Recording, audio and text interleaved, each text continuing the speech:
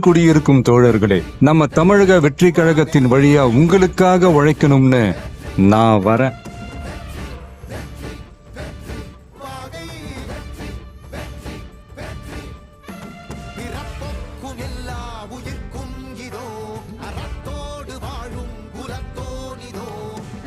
பல்வேறு பரபரப்புகளுக்கு மத்தியில் குறுகிய காலத்திலேயே தமிழக வெற்றி கழகத்தின் முதல் மாநில மாநாடு விக்கிரவாண்டியில் அதிரடியாக நடந்து முடிந்தது.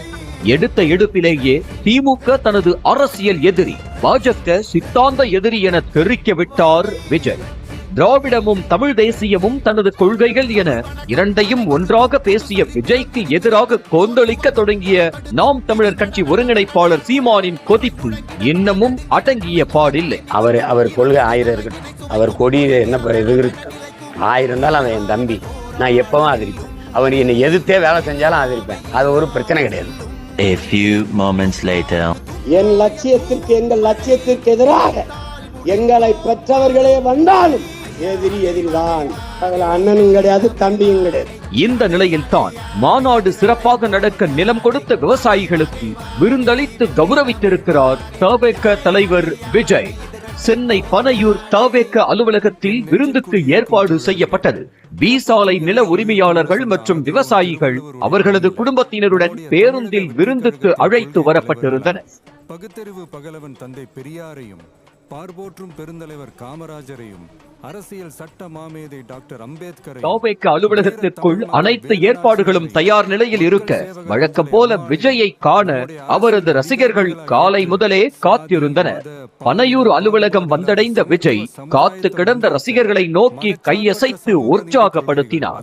தொடர்ந்து செய்தியாளர்களின் கேமராவை பார்த்தும் கை காட்டிய விஜய் விறுவிறுவென நடைபோட்டு விருந்து அரங்கிற்குள் சென்றார். நான் வரேன்.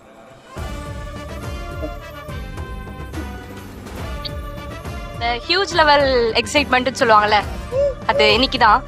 அவர் ஜெயிச்சு வந்தாருன்னா எஜுகேஷனுக்கு எதுனா பண்ணா நல்லா இருக்கும். ஓவர் எக்ஸைட்மெண்டா இருந்தது. அண்ட் பார்த்தோன்னே ஒரு கூஸ் பம்ப்ஸ் ஆச்சு. இவரு நேர்ல பார்ப்போம் எக்ஸ்பெக்டே பண்ணல, பார்த்தேன். அவர் பார்த்தோன்னே எனக்கு பேச்சே வரல, எங்களுக்கு நாங்க பார்ப்போமாலே நினைக்கவே இல்லை. அங்கு நிலம் கொடுத்தவர்களுக்கு பொன்னாடை போர்த்தி நன்றி கூறியதோடு அவர்களுடன் குழு புகைப்படம் எடுத்துக் கொண்டதாக தெரிகிறது. மாநாட்டுக்கான பந்தல் அமைத்தவருக்கு தங்க மோதிரத்தை பரிசளித்த விஜய் விவசாயிகளுக்கு தாம்பூல தட்டில் வேட்டி சேலை வைத்து மரியாதை செய்ததாகவும் தெரிகிறது. இதனிடையே விஜயை நேரில் பார்த்த பூரிப்பில் அடுத்த சிஎம் விஜய் தான் என உற்சாக குரல் கொடுத்தார் ஒரு ரசிகை. கூஸ் பம்ப்ஸா இருந்தது. அண்ட் எக்ஸ்பெக்டும் பண்ணல, நேர்ல பார்ப்போம் அவரெல்லாம். யாரும் நினைச்சிருக்க மாட்டாங்க நேர்ல பார்ப்போன்னு. ஹாய் சொன்னாரு. அண்ட் எத்தனை படிக்கிறேன்லாம் கேட்டாரு. நிறைய கூஸ் பம்ப்ஸா இருந்தது எனக்கு.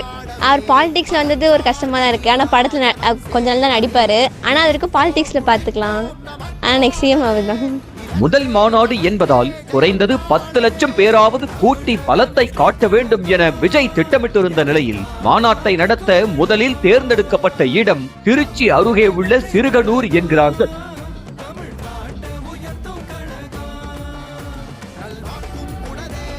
அங்கே இடம் கிடைக்காததை தொடர்ந்து Tiruchi Ponmalai G corner railway திடல், சேலம், மதுரை போன்ற இடங்களில் மாநாட்டை நடத்துவதற்கான முயற்சிகள் முன்னெடுக்கப்பட்டன. ஆனால் எல்லா இடங்களிலும் விவசாயிகளும் நில உரிமையாளர்களும் தயக்கம் காட்டிய நிலையில் விக்கிரவாண்டி மக்கள்தான் விஜய்க்கு கை கொடுத்தனர்.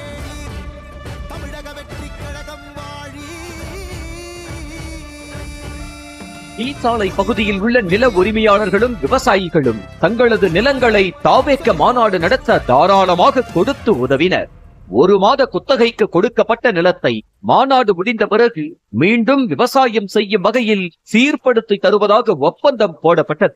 மாநாட்டில் விஜய் ஏற்றிய கொடி பறக்கும் கம்பத்துக்கு மட்டும் 10 ஆண்டுகளுக்கு ஒப்பந்தம் போடப்பட்டுள்ளது.